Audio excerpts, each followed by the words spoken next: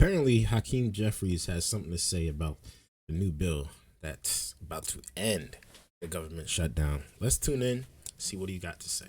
Thank you, Mr. Speaker, and I thank the distinguished gentlelady, the top Democrat on the House Appropriations Committee, for yielding and for her steadfast leadership on behalf of working families, hard-working American taxpayers in the great state of Connecticut and all across America. Mr. Speaker, I rise today in strong opposition to this woefully inadequate spending bill that fails to decisively address the Republican health care crisis and fails to extend the Affordable Care Act tax credits for tens of millions of Americans. Mr. Speaker, before I say anything further, let me say to our men and women in uniform, to our active duty troops, to our hardworking federal employees, to our civil servants, to our TSA agents, to our Capitol Police, to our staff here in the House of Representatives, to our air traffic controllers, thank you for your service. Thank you for your sacrifice. Thank you for the work that you do on behalf of the American people each and every day. And it's our promise to all of you that we will continue to work hard to make sure that you are treated with the dignity and respect that you deserve. I don't know what it is about Hakeem Jeffries, but something about him just doesn't rub me the right way. I don't know what it is. I don't know if it's the style of commentary or, you know, his suit. I don't know what it is, but something about him just doesn't seem like real, you know, man. You know what I mean? Like, it doesn't seem authentic. But obviously, he's going to get some hand claps. In a year in which the Trump administration has gone after hardworking federal employees relentlessly, including firing more than 200,000 federal employees prior to the start of the Trump Republican shutdown. Republicans control the House, the Senate, and the presidency. Donald Trump and Republicans made the decision to shut the government down, the longest shutdown in American history. Would rather do that. He keeps blaming it on the Republicans, but the Democrats are the ones that didn't vote yes.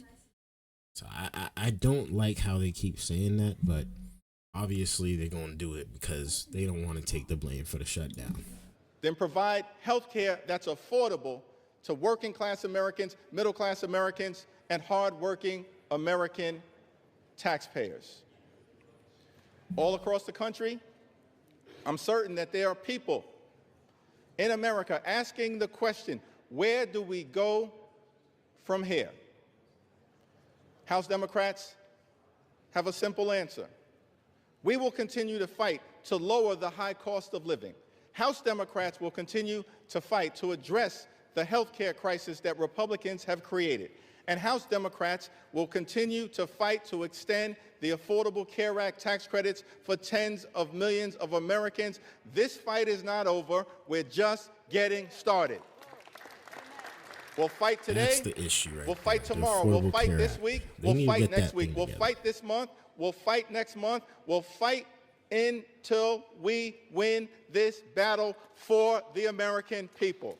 That's our commitment as House Democrats.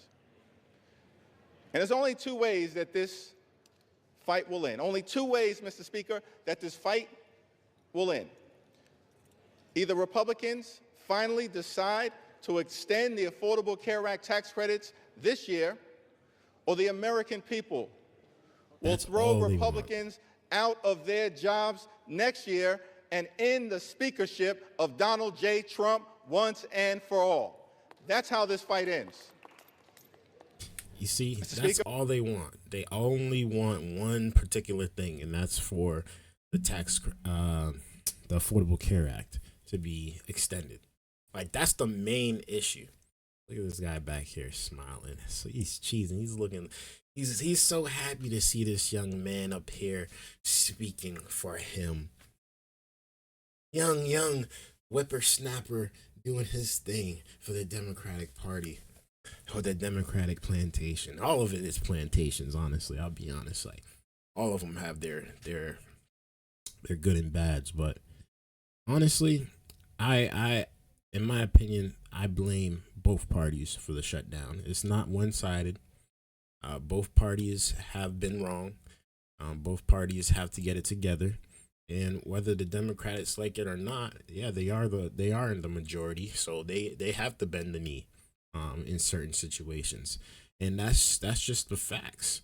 And it sucks, but hey, y'all lost, so that's the end of the game. I mean, like, you gotta win it back now. You gotta prove why you guys are better, why your policy matters more, and why the people should vote for you guys instead of the Republicans. But y'all are really not doing much of a great job about it. Um, Honestly, in my opinion, uh, Trump is hurting himself more than the Democrats are winning. You know what I'm saying? Like, Trump's actions are hurting him more than the Democrats' actions are winning them votes. If you get what I'm saying, it's not really what they're saying that is hurting Trump. It's Trump himself. So if Trump ends up like just saying, you know what, we gonna figure this stuff out, we gonna do it this way, and we gonna come to the table and we gonna agree on this, then they really have nothing else to stand for. They really have nothing else to fight about. But they gonna find something. They gonna find something. During this painful Trump Republican shutdown, what we've seen is two different philosophies in terms of how to govern for the American people. The Democratic Party philosophy is clear. We are ready, willing, and able to find bipartisan common ground anytime, any place, Y'all want what to y'all enact want spending agreements that actually make life better for the American people. Not bipartisan. But in order to do that, we need to have partners on the other side of the aisle who are actually willing to find a bipartisan path forward. But what we've seen from Republicans from the very beginning of this presidency is a my way or the highway approach. That's been the Republican philosophy. Jam your extremism down the throats of the American people. That's what we've seen from day one of this presidency. That's the reason why the government has been shut down by Republicans and Donald Trump for the longest period of time in American history. What have we seen from Donald Trump and Republicans during this shutdown? A consistent unwillingness to actually find common ground in order to make life better for the American people. Donald Trump, during this shutdown, found the time to play golf week after week after week. Donald Trump found the time to pardon serial fraudsters like George Santos and Rudolph Giuliani. Donald Trump found the time to meet with the Chinese Communist Party. Donald Trump found the time to destroy the East Wing of... Isn't Mondani a communist? And he's a Democrat that all of y'all just supported? So what is bringing up China's Communist Party in the meeting that they had? Well, you expect him just to not go say nothing now? Do you expect him not? Did Biden even meet with China? You expect Trump to just do nothing? It's not his fault entirely now. Let's be honest. So you expect him to just to do nothing. Just to stay inside while the government is shut down. It's ridiculous. The White House. Donald Trump found the time to ridiculous. extort $230 million dollars from the Department of Justice so he could line his pockets. Donald Trump found the time to bail out Argentina with $40 billion. Donald Trump found the time to rip away SNAP benefits from 42 million Americans. Mr. Speaker, these extremists are not like us. They're not like us. Now the Argentina, they have zero interest in fighting hard to make life move. better for the American people. Their philosophy, my way or the highway, our response, get lost. We're going to continue to fight hard on behalf of the American people.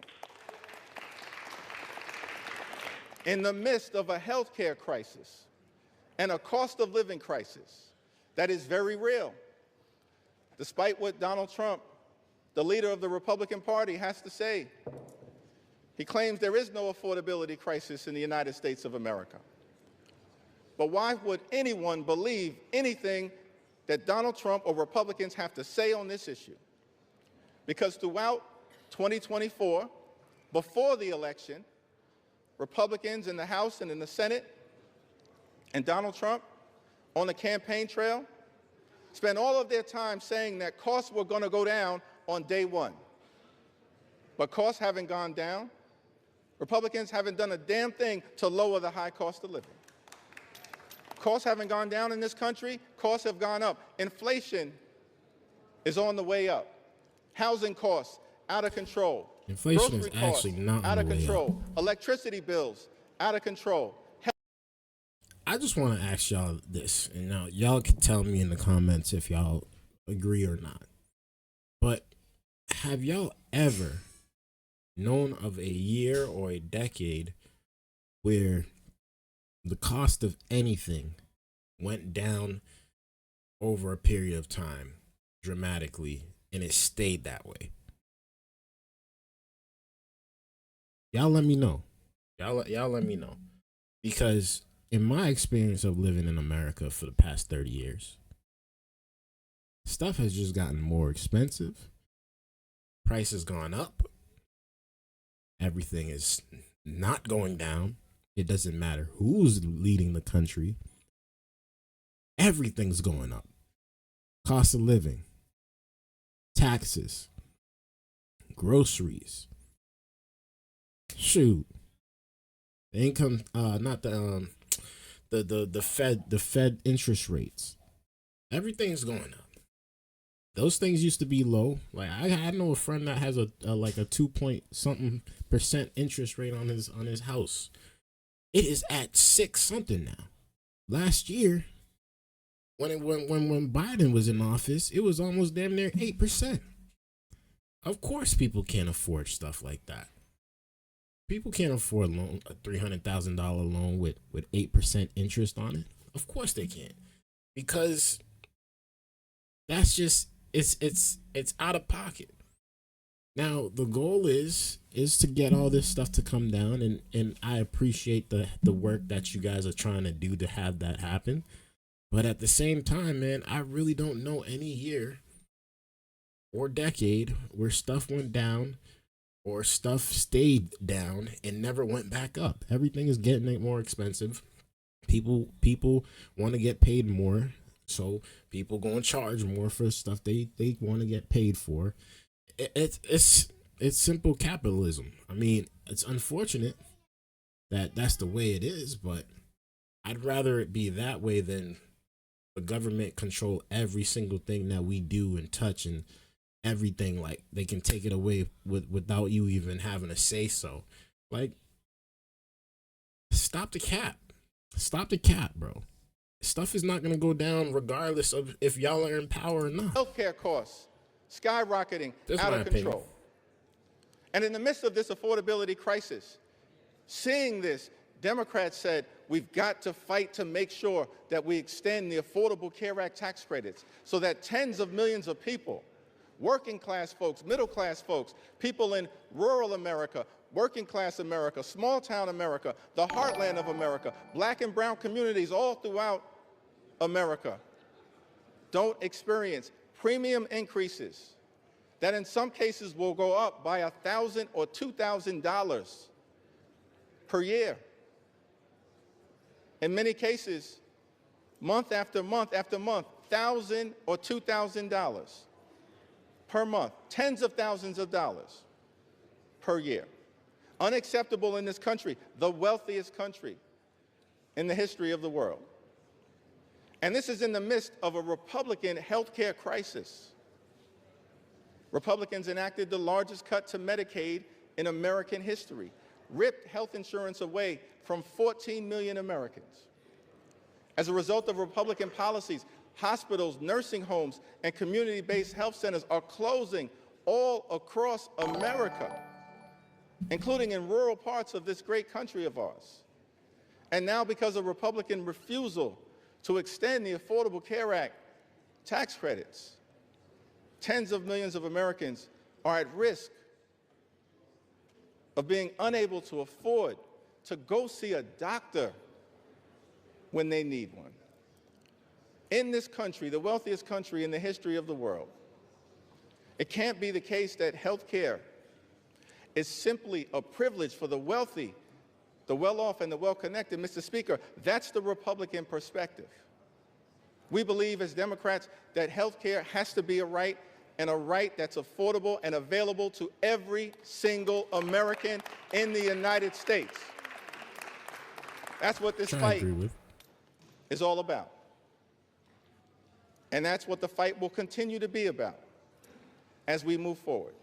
Many of my Republican colleagues have suggested that they want to deal with the health care affordability issue, that they want to address the Republican health care crisis that's devastating people all across this country. Well, we have an opportunity for you to do so. There's a discharge petition connected to legislation that House Democrats have introduced to extend the Affordable Care Act tax credits for 3 years, because we believe that working-class Americans, middle-class Americans, and everyday Americans deserve the same level of certainty that Republicans always provide to the wealthy, the well-off, and their well-connected donors. Working-class Americans deserve the rest of the presidency. That level of certainty. So join us in extending the Affordable Care Act tax credits. It's not too late. We're in the midst of open enrollment, but the tax credits expire on December 31st. And we will stay on this issue until we get this issue resolved for everyday Americans.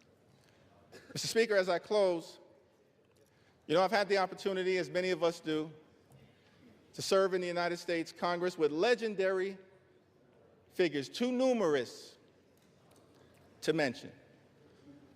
Legendary members, of course, Speaker Emerita Nancy Pelosi, Steny Hoyer, the great Jim Clyburn, Maxine Waters, Elijah Cummings, Charlie Rangel, our own Marcy Kaptur, the longest-serving woman in the history of the United States House of Representatives. We've all had the opportunity to serve with legendary members, John Dingell, too numerous to mention. But one can't call that role without calling the name of the great John Lewis. I had the distinct honor of serving with John Lewis for several terms. Many of us. All right. Well, we see what now he has said about why they're refusing to sign this bill that would reopen the government. They really want the Affordable Care Act to be extended for the rest of pretty much Trump's term until the next election is available and they can run it how they really want to run it, which is probably free healthcare for everyone, regardless of if you're American or not. Which it's not bad to have that. It's just like it should be for emergencies. It shouldn't just be, just come in and just, what I'm saying, you get health care for free just because you here type of thing. Like, no. It doesn't work like that. It's never worked like that. It doesn't work like that in places that even have free health care, like Canada. The health care is, from what I've heard from people that live over there, it is not terrible, but it is bad. You know what I'm saying? Like, they can't get their surgeries right away.